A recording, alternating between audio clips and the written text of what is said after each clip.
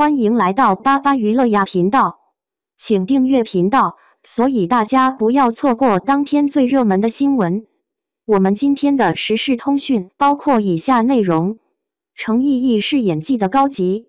有人说程毅在娱乐圈走的是一条独户道，谁说不是呢？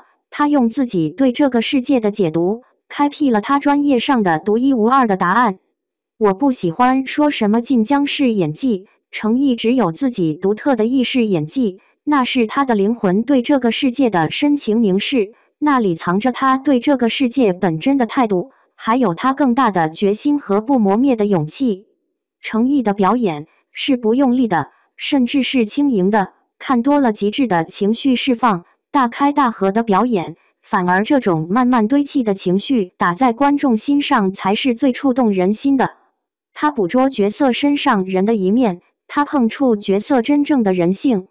莲花楼里，当他看见师兄箱子底部李香怡名字上深深的刻痕时，没有大的表情和开放的情绪，只是无意识掉落的刀，一瞬间眼神的无措，一转身，观众便能感受到他的破碎，他内心的波涛和震荡，他的信念崩塌了，心里的那根弦断了。慢慢走向亭子的时候，感觉他在狠狠地跌落，失去了某种支撑。此刻，李莲花恰如经历着最残忍的酷刑，观众看到的却是沉默的震耳欲聋。这种表演的曼妙和凹凸不平是没有剧本的，是演员和角色在彼此成为中碰撞的自由释放。没有足够的热爱和智慧依托，表演课是教不出这样不确定的表演。程毅的表演永远在画境，而不是用力。他不演情绪，不演结果，而是演心境跟过程，将自我抛空，让角色入住。他把剧本里一个个浅显的毫无情绪的文字，变成鲜活的、立体的、自由的、真实的，为每个角色写下一篇篇生动的诗文。他的表演里有他的思考和哲学，以小见大，以喜衬悲，是一种非常具有矛盾统一的演绎。李莲花10年后与师兄重逢，我真的足足找了你10年，我找了你10年，我找了你10年，震惊、愤恨、委屈、自嘲、破碎，这是一个表达恨的过程。他步步逼近，悲怆中却面带一丝轻蔑、玩味的笑意，却越让人感受到情绪的穿透力，叹为观止。这便是非常决绝又具有情感冲击的高级的表演。最好的表演永远是可遇而不可求的，而偏偏程毅能经常创造出这种美妙的意外。演技没有标准答案，但好的演技一定是经由演员对人物的揣度、掌握和理解，演绎出我们未曾触及的玄机和美妙。总有人说程毅是有天赋的演员，我总觉得有失偏颇。这抹杀了他在塑造角色时的付出，剧本上密密麻麻的标注，10几年严寒酷暑泡在剧组的学习和吸收，对经典作品的如数家珍，是努力、热爱和付出撑起了天赋。沉香如屑仙魔大战中，应渊中毒昏厥晕倒，因为战争没有结束，虽然身体无法支撑，但渴望战斗的心境还在奋力支撑，不允许他毫无眷恋地倒下。我们看到的是一个战神重伤倒地，身体紧绷，是神的献祭，是仙的摇摇欲坠，没且伤。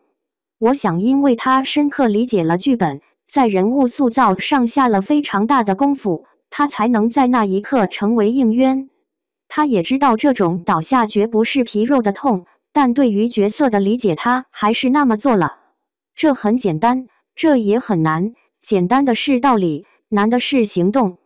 恰恰程毅就是那个可以把支行合一做到极致的人。当公式化表演成为流水线，程毅却在角色骨血里精雕细琢。真正打动人的，从来不是悬浮的悲欢，而是那些经得起推敲的生命纹路。他不被流量裹挟，不向世俗低头，以赤诚的匠心做一个真正的演员，固执地寻找那种底层的生活密码。出借身躯，让一个个鲜活的灵魂折射出独一无二的光谱。在当下的影视市场，演员被贴上流量顶流的标签已成常态，但真正能凭借作品说话、用角色立身的却寥寥无几。程毅就是其中最特别的存在。他没有走捷径，没有迎合市场的浮躁，他用自己对表演的理解，开辟出一条属于自己的道路。这种道路，观众称之为意式演技。它不是某种固定的技法，而是一种深情凝视世界的姿态，是演员与角色同频共振的灵魂对话。轻盈而克制的表演力量。程毅的表演从来不追求外化的张扬，而是选择化境而非用力。他善于通过细节，让角色的心境自然流淌出来。观众常常在他没有大幅度动作的表演里被轻轻击中。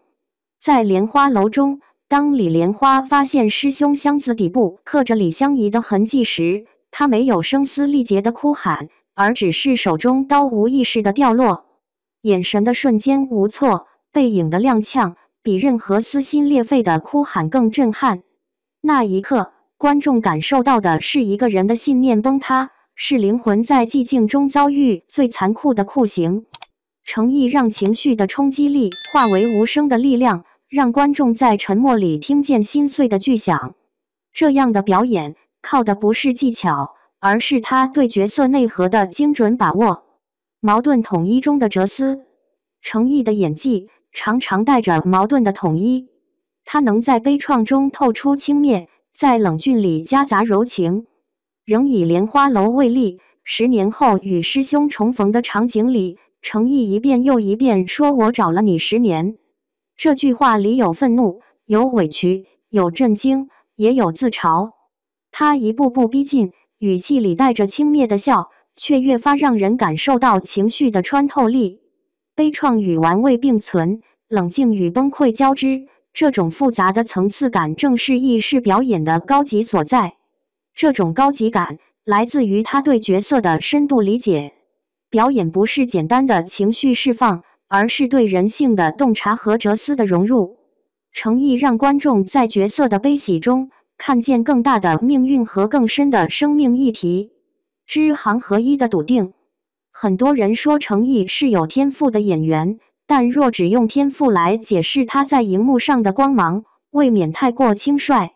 他在剧本上的密密麻麻的笔记，10几年如一日泡在剧组的学习与沉淀，对前辈作品的如数家珍，这些都是观众看不见的努力。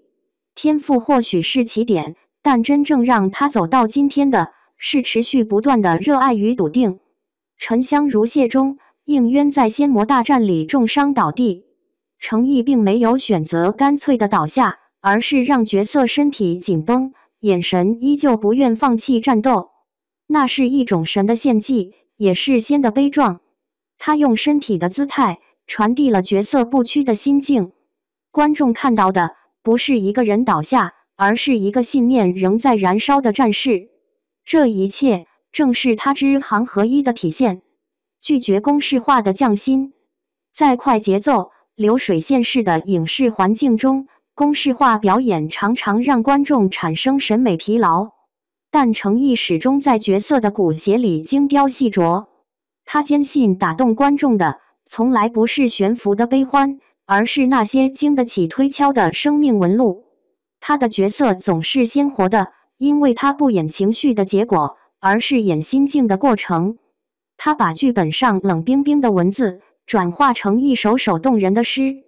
观众在他的表演里能看见一个人如何挣扎，如何痛苦，如何重生。这种坚持不是技巧层面的花哨，而是一种赤诚的匠心。他不被流量裹挟，不向世俗低头，而是固执地寻找角色最本真的底色。程毅，演员的答案。好的演员不是去模仿生活，而是去捕捉生活里那些微妙的瞬间，让观众相信角色是真实存在的。程毅做到了。意式演技没有固定的标准，但它一定包含3个元素：真诚的热爱、深入的思考、持久的打磨。它是程毅用10几年时间写下的答案，是他对表演的敬畏与笃定。他用赤诚、赋予每个角色独一无二的灵魂。他用坚持，让观众在一次次心动与心碎中，感受到演员存在的意义。在浮躁的娱乐圈，诚意的选择显得格外珍贵。他不是追逐流量的偶像，而是用角色书写诗文的演员。正因如此，他的演技才会被称为高级。演技没有公式，人生也没有捷径。诚意用自己的方式告诉我们，最好的表演永远是可遇不可求的美妙意外，而这种意外却被他一次次稳稳地创造出来。